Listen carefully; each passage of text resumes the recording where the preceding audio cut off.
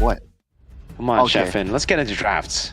Yeah, presented by official tournament smartphone Samsung Galaxy Z Fold 7. Z Flip 7. It looks like the approach, even though the drafting position is flipped, is still gonna be the same with the first or like blue side fan fanny. I'll be dyslexic. Yeah, ban out the Fanny. The 1-1 gets banned out by TLID with the Lancelot too, so not a fan of giving Zunesh that assassin in the jungle, even here on blue, despite the fact that they could actually trade it for Isunshin Jusin, get more prio picks out. The Kalea is also left open, by the way, and that's something that RRQ have been banning out throughout the day. Well, just from match number 1 game, match number 2 game number 1. Let's see if they continue. I think the CC will probably be left open, knowing that, you know, the Baksh is already out of the picture. Got the Kacha is actually the choice for RRQ, which means they want to first pick Kalea, I think. Let's hear from the crowd. Or Farsa. Make some noise for yours truly. Oh, CC ban. Despite the fact that Baksha and Gata has been taken out, Kalea open for the first time in a while. Jusin, Yisun Shin, those are also up for grabs. Let's see what RRQ go for. Is it Kalea? Should be, right? Because Yisun Shin against Kalea, that's not a matchup There you go. you want. So right now, the question will be TLID, how will you respond, especially with the Gatot Gacha, the usual kind of like default answer for the Kalea is gone. Do you want to rush the Badang, or is there other options there for Weedy to play against Edox Kalea? A lot of options still here. If they want to go for, they want to go for comforts. I think picking up an EXP, while withholding their cards here. So EXP, and I guess mid Zushin. Does it work against the Kalea? I think Zushin can still be quite mobile. Wait, what is open?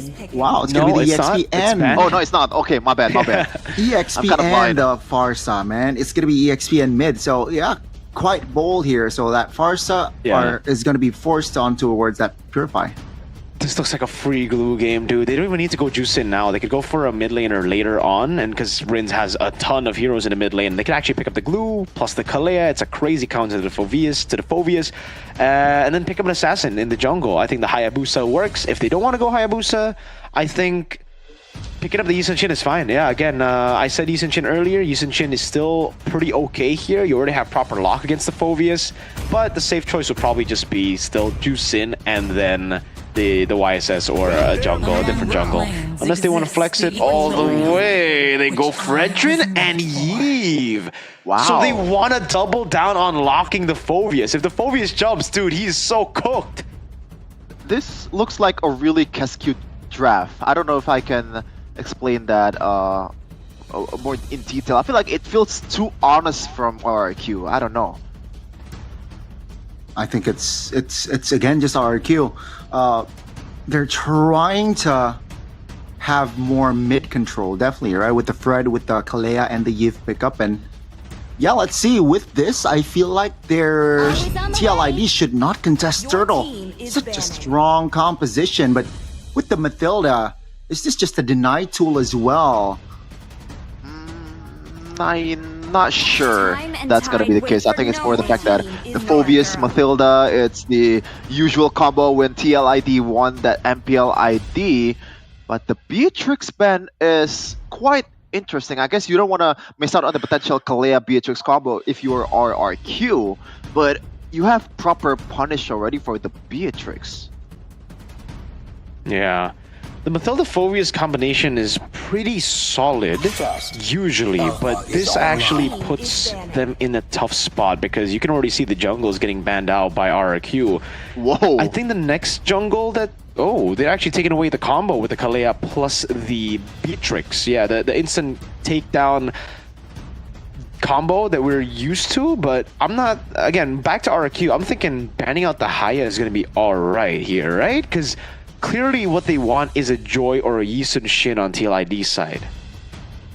Do you though? I think you need a bit more tankiness if you want to play through Kabuki. That's why they banned the Alpha. Kind of a tanky jungler as well. But let's see though. I feel like if they want to pick a Joy or Yisun Shin, it's gonna put too much burden on Weedy and also Iran to open up the portions of the map. Our homeland, Your and it team will is soon be our burial ground. Lapu gets banned out. It's an interesting choice to go for here because the Arlet is still up for grabs.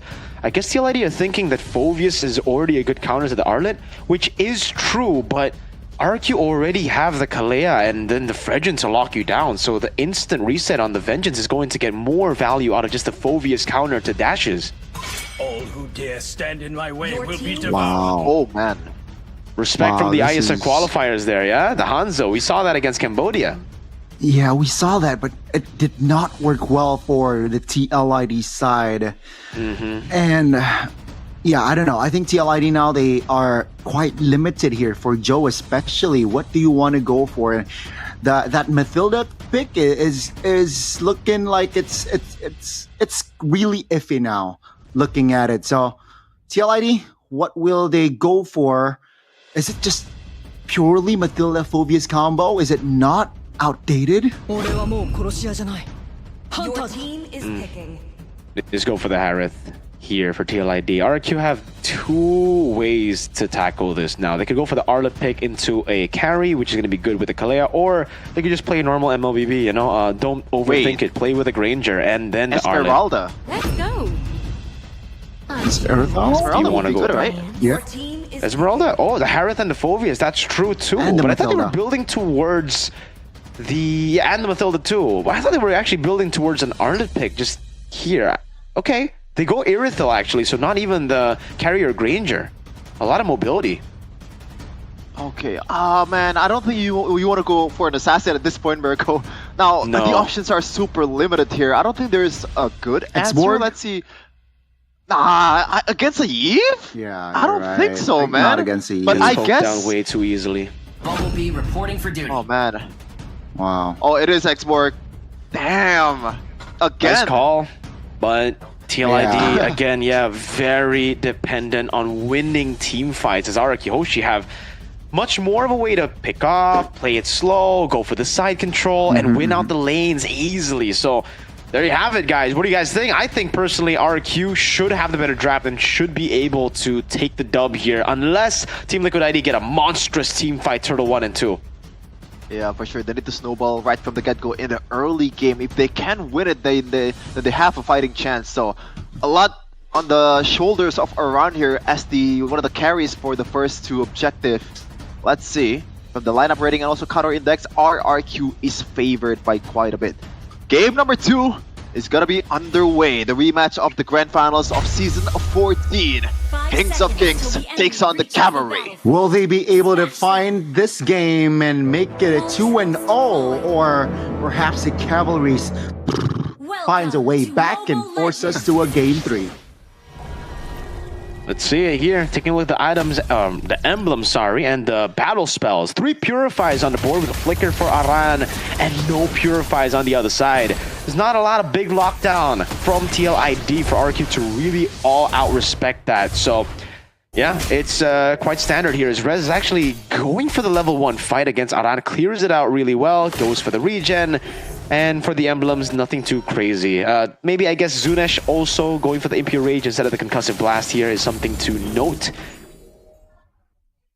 Okay, so another worry that I have right now is the lack of set coming in from TLID when they need it against an Irithel. Usually when you're up against an Irithel, I don't know, you either just overload her with a lot of damage or you got a proper catch that can stop her on her tracks. But I don't think RQ or TLID is well equipped for the matchup. But Mirko, Emblem by GamesMax here. Is there anything that stands out? 3 Inspires, I guess, here. Whoa, a lot of cooldown to play around the fights. And even for Aran, aggressive. Usually, I think we see Festival of Blood and Agility to get to the team fights faster, but he's just going all-out damage with Thrill. 2 members already rotating towards the top, but that's TLID responding with 4 members occupied from the top side. That's going to be the last Insanity towards the back. Immune now. That's going to be Joe, though, still able to get out. Yes, kill. He'll be able to recall. That's a cancellation there by Rins. Great timing. Will RRQ jump this one out? Rez has level 4. Oh, great distance. Yehezkiel will be able to get out. Yeah, amazing. I think the best part about that occasion or like that skirmish is the fact that Zunesh waited until the last second to kind of cancel Yehezkiel's potential to deal damage because he is probably the only real damage dealer that they have in that exchange. So TLID just forced to back off. It's a free total for RRQ. Free, and it's good for RRQ. Again, you have to remember that TLID, we set the win conditions forth very early on, and it's a winning team fight. So now the window for them to take over the game is slowly and surely getting taken. Now Joel engaged on. Again, Last Insanity as a defensive maneuver, not too good now. Getting jumped on, overwhelmed. That's gonna be first blood for Zunesh. RRQ now on a roll. Yeah, it's just not a good time for Joe right now, man. 2 times he's forced to use the Last Insanity for defensive measure, and that's not a good sign at all for TL. Oh, big yikes, man. The way that, again, RRQ have been playing, just purely punishing TLID, and the export pick, as expected, has been very underwhelming. It's good when you get some time to actually, you know, fire it up and get heated, but RRQ are never really in a position where it's going to be free for Joe. He's always going to be taking some sort of damage, if not pure CC. You walk up too aggressively, you'll get poked by Rins. You walk up too far out, you will get picked up and slammed to the ground by Edok. And there's armor shred, everything. Tsunami slam again. On towards Joe again. Feather Airstrike, though, will be deployed. Real world manipulation now, locking Joe down. That's it, room for a jungler. Aran now looking for the dongs. Will it be enough? No. Resist there. Aran goes down, but he will take Zunesh down with him. That's going to be Rins picking up the double. Witty, quite low. That's Rez doing work. Again, RRQ taking a lot of big fights, and slowly but surely, they're winning them. Yeah, the Esmeralda is pretty much almost unkillable unless there is actual real DPS in your lineup from Kabuki. Even then, Kabuki also gives some shield away from for Rez in the late game. So Rez, this is his game, man, composition-wise. Gotta be careful. That's Falling Storm Moon. Oh no, Last Insanity for Joe. Very low. Rez is definitely just being a constant nuisance, practically a solo. Oh, he's jumping, he's diving. Oh. Joe into trouble. There you go. RRQ almost takes Joe down. That's a second neutral objective on the board, though, for the Kings of Kings. They get so much tempo off the map off of that, dude. Like, yes, it ends up being just a sprint for nothing, but Joe had to walk all the way back, and everybody, Aran, Yehezkiel, Witty, went to help him. That means more tempo on the map. In the bottom lane, Edok now free to rotate, and TLID can't really respond. Yehezkiel's forced to recall, Kabuki is just going to be lifted up, forced to back away, and it's another free turret for RRQ. It's not looking good at all.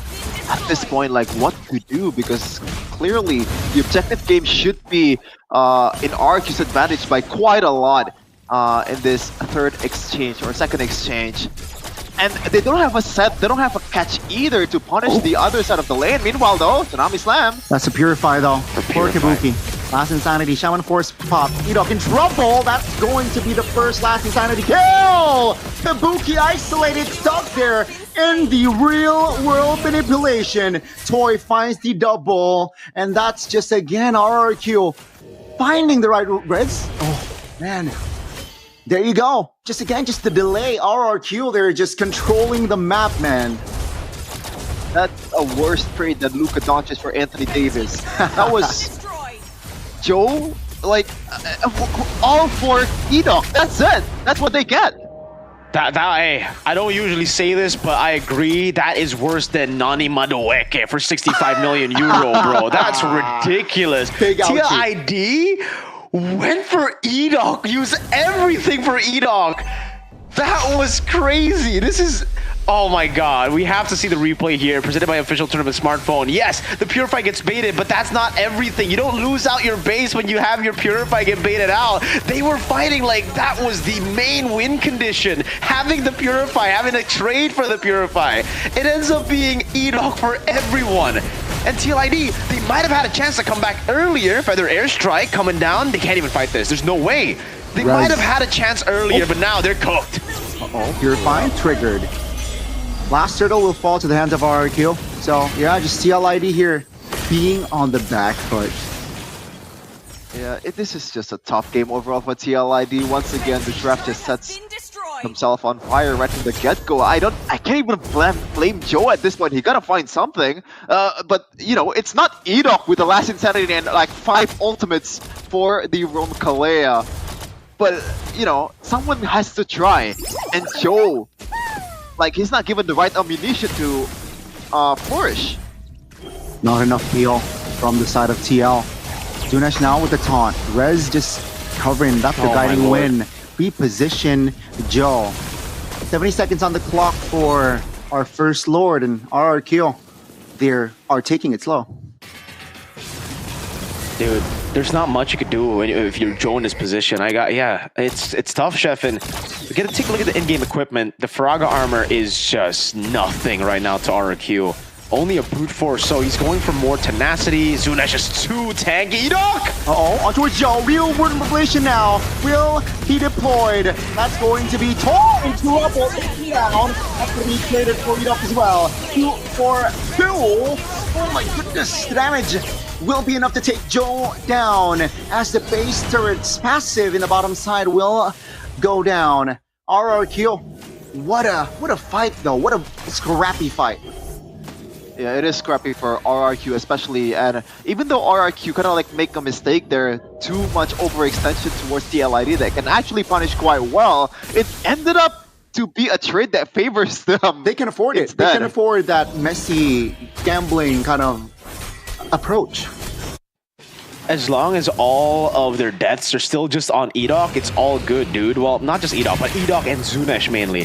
The only death that wasn't planned was the toy death. Everybody else, Edok and Zunesh, is all good. Having those deaths on your utility tanks and an actual roamer is fine. And for TLID, you can see the deaths have just not been placed in the best positions, because Joe needs to deal damage in these fights. Yes, he's a utility jungler, but you need him to deal damage. You need him to be a bit of... Oh, man. Purify again for Tsunami Slam. Oh, no. It's a good tool, good battle spell to have against a Tsunami Slam, but when it's constantly traded for a Tsunami Slam out of nowhere like that, it's not value. The Purify is much longer compared to the Tsunami Slam, so Edok's gonna have that, and now you can already see them look for a play. It's a 5v5. They are going for it. Great. For TLID to keep their distance there. RRQ though, they will look for that turret. That's Rez jumping with Falling Storm Moon Shaman Force Pop. Rez taking a lot of heat there. Not taken down under the turret toy. Does it not find the pressure? Tehran should fall here. That's gonna be Renz locking him down in his world. That is RRQ again pressing the right buttons, applying the right pressure. Kabuki? That's Kabuki! No Purify pops there. That's gonna be Edok flickering out. That's gonna be Edok taken down. TLID, oh, rather RRQ there from Renz, a little bit too overzealous. Punished. Okay, now it's still a 4v4 though. Can they still go for it? Oh, Toy, look at that! That's the Lord targeting towards the bottom side. Joe, very low. Airborne as well. Zunesh though is in the front, taking a lot of heat, looking to reposition. On! He was just respawning. Rez very low. Last Insanity pop. That's gonna be Rez here. Just distracting again. But this time it will be enough to take him down. Rez goes down for 30. Okay, I think Rez, that was a bit too much, especially the fact that he already has 3 kills. Now, I know this is your game. This is a really easy Esmeralda game to play, but you gotta still consider the fact that TLID is still a pro team, man. Yeah. Oh. Yeah, for sure. And the way that TLID have been playing this has just been very reactionary. It's not really their fault. Again, the composition is kind of forced to be reactionary. You can't be the one to pull the trigger. If they do, we saw what happened. You went in and you're cooked. And yes, at least for TLID, net worth-wise, they were able to find a proper trade, but losing a base turret for those shutdowns is so expensive. It's not value at all. Makes it, again, more value for RRQ, getting everything here. Look at the gold lead across the board. 2,700 for the mid lane for Rins. Oh, man. I'm actually I'm surprised Rins didn't just go Sky Piercer because he's so free in these team fights. He could be a better Juicin in terms of racking up Sky Piercer stacks. Yes, it sounds weird, guys, but when you're this far ahead and when your front line is that tanky and you have all the tools in the world to bait enemy resources before you finally pop that juicy real-world manipulation, it's not too far-fetched, you know? It's just the safe route to not go for it here. And RRQ, probably the best at playing it safe, probably the best at managing a big lead like this into the mid game. Yeah, and to be fair, who's gonna even go for Rinse at this point? The only way I can think of is just either Iran getting a Dark Wave Flicker combo when Rinse is too much overextending, or really just spending that Circling Eagle combo with the Guiding Wind, freeing someone towards Rinse. Then again, he has some shield, he has a lot of HP bars, it's not gonna be that easy for Rinse to die in the backline. Seems like Even both bottom teams lane are is so good. Yeah, this is perfect for RRQ, and they're playing it very well. They're not too rash here in taking a fight, but it seems like now with Harith showing mid, TL will push the gears though. That's gonna be Zunesh now being the target. Oh my goodness, the burst really goes down. 5v4, Kabuki went down alongside with him. That's gonna be Joe now trying to reposition, but the damage is there to take him down again. RRQ, they ignored the Lord now as they look to end the series. Yes, Gil, Iran, will they have enough firepower to do so? Feather Airstrike not in hand. Mick goes down. That's gonna be Iran now, trying to hold the minions off. That's going to be the Purify popped. Iran very low, taken down. Ladies and gentlemen, it seems like RRQ will find the main base, and it is